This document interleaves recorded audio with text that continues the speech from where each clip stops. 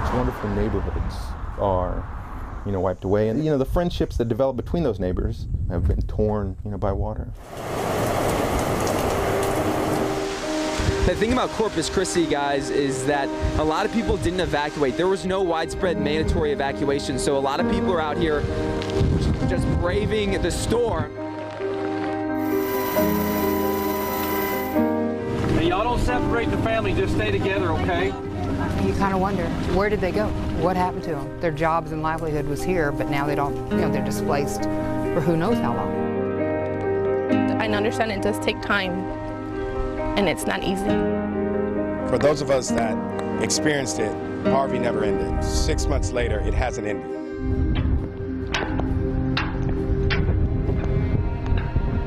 The lives of thousands of people, maybe even some watching right now, were changed 6 months ago. Hurricane Harvey devastated the coast, then sat over parts of central and southeast Texas, dumping historic amounts of rain and causing widespread flooding.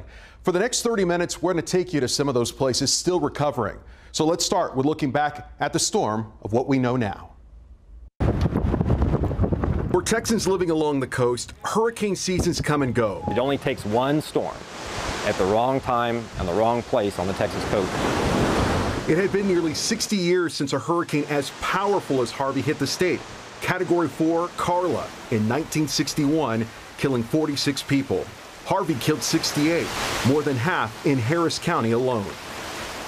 Harvey was just a different kind of a hurricane. It wasn't just powerful, but its destruction covered a large part of the state. Wind gusts topping out at 150 miles per hour near Rockport. Along the upper Texas coast, over 60 inches of rainfall recorded. But what surprised meteorologists the most was just how fast Harvey strengthened in the Gulf waters, going from a depression to a major hurricane in just 36 hours. I think atmospheric and oceanic conditions were all just about perfect. We saw some of the warmest Gulf temperatures that we've ever seen. Water temps of 88 to even 90 degrees just off the Texas coast. And as it was coming onshore, it was gaining in strength as opposed to weakening like most of them kind of do. Aiming towards Texas with surge, wind, and a historic amount of rain. From a meteorology standpoint, when you start seeing weather models producing 40 and 50 inches of rain, something we've never seen in our careers a weather model produce, it becomes a little unnerving. 20 to 30 inches of rain reported east of Austin, right along the Colorado River basin. We saw a huge flood wave move from Smithville down through LaGrange and down through the rest of the river as well. The river gauge in LaGrange rose to its third highest level ever recorded. So why was Harvey so powerful? Could climate change have played a role? It's still too early to tell about what effect climate change has on the amount of hurricanes and the intensity of hurricanes. We need more data and more time and more hurricanes and more events to kind of see really are the numbers increasing. For now, meteorologists will continue to study the data, which will hopefully lead to better forecasting and a better chance to save lives. Thousands of Texans were forced to leave their homes with just enough time to get to higher ground. When our drone view flew over LaGrange on August 28th, you could see just a few treetops, the river nearly spilling onto the bridge, and drowning parts of downtown. 6 months later, the banks are quiet and cars are able to drive into town, but some neighborhoods still look like they did 2 days after the storm. Chris Betts is live in LaGrange tonight. Chris? Mike and Quita, if you look behind me, you'll see a collapsed home. There's a mattress inside and furniture. Here on the ground, we can see a family Christmas tree with lights on it and family ornaments scattered across the ground. Here we can see pieces of a domino game, and over there, children's games, toys, everything left as it was exactly after the flooding happened. I was standing in this neighborhood, in this very spot, when that water reached historic levels, and I can personally tell you that there's something about this community, about the strength of the people here, that's gotten them to where they are today. You think the water's happy now? Mm-hmm. Was the water angry before? Yes, very angry. It's the water that brings people here to LaGrange, built around the banks of the Colorado River. It just feels like home here, you know, and it's just a nice town and nice people. But on Monday, August 28th, 2017. Why do you think those trees are all down up there, Charlie? Because the flood. The flood from what? The hurricane. The hurricane, that's right. That water would overflow, cresting at 54 feet and leaving behind a swath of damage still visible 6 months later. The trees are still, it's really, just goes to show you how much damage water can do. The headline for days, weeks, even now, Harvey and rebuilding. You'll find it in the Fayette County Record. The local paper goes out twice a week, Mondays and Thursdays, even on that Monday that changed LaGrange forever. We just got it out. It just comes, you don't even think about it. John Castaneda, a graphics designer, worked feverishly to get the paper out that Monday the river peaked, just hours after evacuating his family from their home in the Colorado Landing RV park. We started loading all of our clothes, all the girls' clothes, and it just happened so quick. We drove by the next morning and, it was completely under. His wife and 2 daughters safe in a nearby hotel. Their home and most of their belongings, their daughter's belongings, gone. It was the hardest news he's ever had to share. It was really tough. We've had some highs, but the recovery process is really slow. Mayor for 18 years, Janet Morby says what LaGrange needs now is help. Strength of the community, right. But it takes volunteers. A little bit of drywall, fixing up around the window. To rebuild the 500 homes damaged in a town of only 4,700 people. Just helping others. I mean, that's what we do. Only a third of a mile away from the banks of the river, the LaGrange trading post was spared from devastating water. It got in our shop about 4 feet where my husband has a lot of his equipment. As for John, his family moved into their new home in October. We've just been trying to stay positive, just to push through. Because sometimes it takes a new perspective. And what did you say when I told you that was all underwater? To move forward from the past. You said, why is it all clean now, right? Because they all fixed it up. And that's what the river does. Yeah, it's still flowing. It always does. It keeps pushing through. That's how LaGrange does it. And they need you to keep moving forward here. The LaGrange Area Long Range Disaster Recovery Team is asking for volunteers on March 3rd and for you to sign up to help clean up the debris, to help rebuild these homes here that you see behind me. To sign up, there's a link on our website. And LaGrange wasn't the only area hit hard by Hurricane Harvey. I want to go now to Houston, where Ashley Godot, a Houston native, is live in her hometown tonight. Ashley? Chris, 10,000 people are still living in hotels. Countless homes remain destroyed and infrastructure needs repair here in Houston. But there is something that hasn't changed, something Harvey couldn't destroy: the spirit of Houstonians and a commitment by this community to work together to rebuild. These days, Brays Bayou is calm, a harmless stream where families run and bike, a far cry from what it was 6 months ago, when the bayou's banks were endless and water flowed without stopping, the result of Hurricane Harvey. 6 months later, it hasn't ended. Recovery for Houston families is happening slowly. It is hard because she loved this house. In January 2017, Dallas Angela and 3-year-old Zoe Jones moved into this home on the banks of Brays Bayou. We were aware of the risks. I mean, this neighborhood has been previously prone to flooding. The question that I think most people ask, how soon could it happen again if it happens again? It did happen again on August 26th. Hurricane Harvey dumped more than 50 inches of rain over several days, causing $2.5 billion worth of damage in Houston alone. The Jones family evacuated just before it hit. Watching it on TV like the rest of the country, but what we saw was our neighbors being taken out in boats, and so for us, we were thankful that we did take precaution and leave. But so many others didn't or couldn't. I'm just trying to salvage what clothing me and my wife and daughter have upstairs. We met Brian Reynolds September 1st. The rain had stopped, but the water from Buffalo Bayou kept rising. We boated through his neighborhood. Now you can drive along the same route, where remnants of the storm sit in dumpsters and along curbs. When we came back in, it was very emotional. I mean, just the smell of it, to see like our furniture and our belongings just like ruined. It was a horrible experience. Amber is Brian's wife. The family of 3 moved into their home complete with all new furnishings just 2 months before Harvey destroyed it. It took a month for them to return, and when they did, they had to live upstairs. So to be safe, because the whole downstairs was completely open, we had to build a door at the top of our stairs that has a lock. This home wasn't in a floodplain, so the Reynolds didn't have flood insurance. Thanks to donations, their home is almost fully restored. But getting to this point wasn't easy.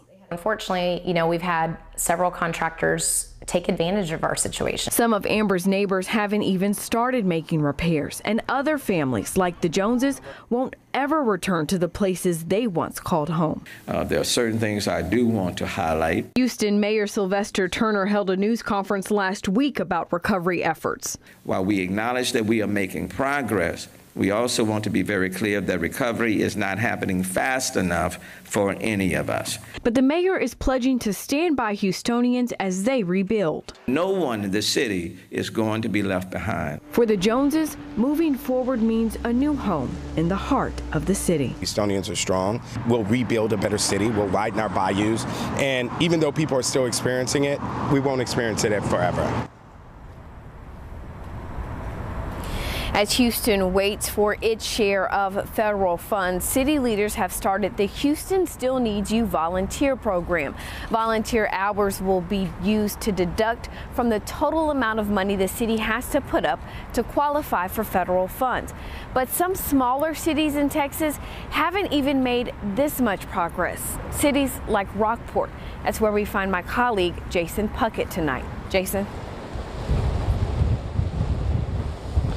Ashley, Rockport, Texas was ground zero when Harvey made landfall last year, experiencing nearly 13 hours of hurricane conditions. And today, it almost looks like the storm came through yesterday. Across the city, you see buildings just like this one, destroyed and condemned, waiting to be torn down to give the city a fresh start. Before road signs or city streets, you're welcome to Rockport by a pile. Like a war zone. 15 feet of trash that was once cars, businesses, homes. This is the worst I've ever seen. 6 months since Harvey made rubble of Rockport. It's been 6 months figuring out what comes next. Before the storm, I was a city mayor. You know, you worry about zoning changes and potholes. After 13 hours of hurricane forces, Mayor Charles Wax had new priorities. How can I help my citizens rebuild, recover, get back? What businesses and homes were left standing were far from usable. And in some cases, of course, we've had business owners who lost both business and home. Folks like Zach Partenheimer. I had the worst thoughts in my head, of course, when you see a major catastrophe go down in your own backyard. Their family restaurant, Rosita's, one of the first to reopen in Rockport. So business is good. An impressive feat when you see what's nearby. An empty plot, all that's left of the VFW across the street. All the fences, all the trees, the ceiling replaced, several $1,000s worth of food gone. With help, Rosita's is back in business. The breakfast tostada is one of a kind. But as for the Partenheimers themselves... So I came in, saw a couple of leaks. His family home seemed to be okay until they found mold. Contractors ripped apart the home and left. Yeah, 3 weeks. It's not that difficult of a job. Drywall, floors, you know, the basics. 6 months later, they're still waiting, forced to rely on a neighbor's kindness and spare room. A 1-bedroom for 4 people is a tight living situation. At its heart, Rockport is a tourist town, but look at some of its famous attractions. The aquarium, the education center, both destroyed. How does a tourist town survive without tourists? It sounds weird to say with all the devastation as you drive through, see the big pile of debris, but there's no place I'd rather be. What you don't know driving up is that the debris is progress. We've moved 2.6 million cubic yards of debris out of here. As it's cleaned out, the city and people are working, making homes, stores, and community staples whole again. Their first impression of the museum. In Rockport's downtown, the Maritime Museum still closed. It ripped that copper up, and then the skylight came down. But not for long. Once we got the new roof on, and that was the big thing, but I've had several people come by and say, you know, when that went up, they saw that, it made them feel like, okay, we can do this. See, those still living in Rockport see damage and debris every day, but to them, it's a challenge. Rockport's coming back. I just don't want to give up. I don't want to give up on this town. It's a great town, and it's going to be even better than it ever was. Mayor Wax taught us a term I want to share with you tonight. He called for folks across the country to be voluntourists. Come to Rockport, vacation, but maybe stop and help a little bit out while you're here. Mike and Quita. All right, Jason, thank you. Rockport strong. That says a lot. Voluntours, I like that. Well, as you could see, recovery efforts far from over. Billions of dollars are still needed, and for many, that help isn't coming fast enough. We follow the money as homes sit waiting to be repaired. And inspiration found in 9 words when our live doc After Harvey returns. $60 billion. That's how much the state estimates it's still needed to help people recover from Hurricane Harvey. The painstaking process of getting money to the places and the people who need it is exhausting and confusing. Terry Gruca is following the money. First communion, their birth pictures. Imagine everything you own. Sonograms. Fitting on your kitchen table. I love having pictures. Jessica Ortiz has learned the most valuable items in our lives are priceless. This one got water in it. And sometimes fleeting. Back in August, families across Texas scrambled to leave their homes as Hurricane Harvey barreled inland. The lucky ones had time to gather what they could. Jessica and her 3 children had 2 hours. I got whatever I could. I got my picture frame, so to me it's very valuable. And my pictures, and I got some televisions and clothing. Fast-moving floodwaters filled neighborhoods, changing everything. I came home to everything destroyed. It was difficult to see everything gone. It's very hard. When I returned back, I only had me and my older son, and I didn't bring my 2 smaller children because I didn't want them to see everything gone. It was hard to see everything gone. 60 Texas counties were declared disaster areas. Many of them still look like it. There are limits on what we can do with these funds. Kenneth Feinberg is a well-known attorney in D.C. He helped distribute money for major disasters, including Superstorm Sandy, 9/11, and the Boston Marathon bombings. We can't give everybody who was harmed $1.65. You've got to give meaningful compensation. So far, FEMA has distributed $13 billion, most to help rebuild homes and businesses. 54,000 families were given hotel rooms through FEMA. Nearly 7,800 remain in them. And 70% of families eligible for direct housing help are still waiting. The money hasn't gotten rid of all of this. These LaGrange families live with constant reminders of all that they lost. They can't escape it because it's right outside their FEMA trailer doors. Jessica and her family just received a FEMA trailer. They'll have it for the next year. We have nowhere else to go. And we're glad that we have help from FEMA with the units that they provided. But the living situation around it isn't pretty and isn't healthy. I know it takes time, but just want everything back to normal, the way we were. Experts say there isn't enough government money to make most families whole again. It's why insurance, private donations, and charities like the American Red Cross are needed. The Red Cross handed out $400 checks immediately to 500,000 families following the storm, and it's getting ready to distribute another $100 million to families that didn't qualify for FEMA help. J.J. Watt split up the $37 million that he raised between several charities that help distribute food, build daycares, and rebuild homes. A team and a town that can't be beat, not even by the storm of the century. LaGrange rallies under the Friday night lights, as so many small Central Texas towns often do.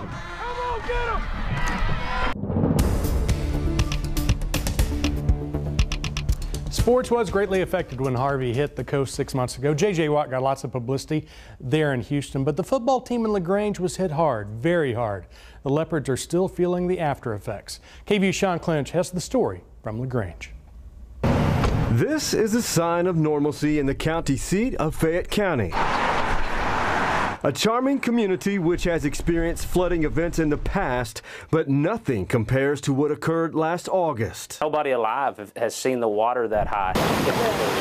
Needless to say, the focus changed from the LaGrange Leopards football opener to recovery. The flooding forced LaGrange Independent School District to cancel 5 days of classes. 225 of LaGrange ISD students were displaced due to the flooding. 410 meet up in the cafeteria. Not included is a member of Kate's coaching staff. James Magnus described the rush of emotions visiting his home after the waters receded. But when you go in and you have to look up to see where the water was, that was the tough part. Magnus was kind enough to allow me to drive him to the site of his flooded home to see the damage up close. Is this something that you've been able to, you can handle this right now, pulling up without it affecting you greatly? Yes. This is an actual water line. Look at, wow. Now, throughout this rebuilding process, Magnus and the LaGrange community have been resilient and truly represent this saying on a wall in the football team's locker room: a team that won't be beat can't be beat. Is that symbolic? Oh, yeah. And what this town went through? And like I said, we're going to bounce back. A historic flood coupled with a winless football season, but this town and the LaGrange athletes handled this natural disaster like a champion. But by God, this community stepped up, and these kiddos stepped up. I know the coaching staff is proud just to say that we're a part of this community. Powerful stuff. I know those Leopards will bounce back. The hurt, the hope, and the help, it's far from over. The devastation felt over the past 6 months will easily turn into years for many as Live Doc After Harvey continues.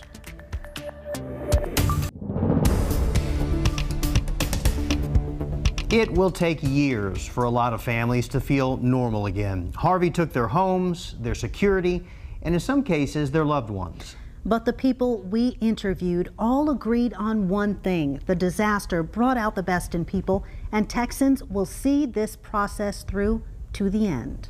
The stories are inspiring, but we know the journey is not yet over. That's right. Thank you so much for watching After Harvey, a KVUE Live Doc.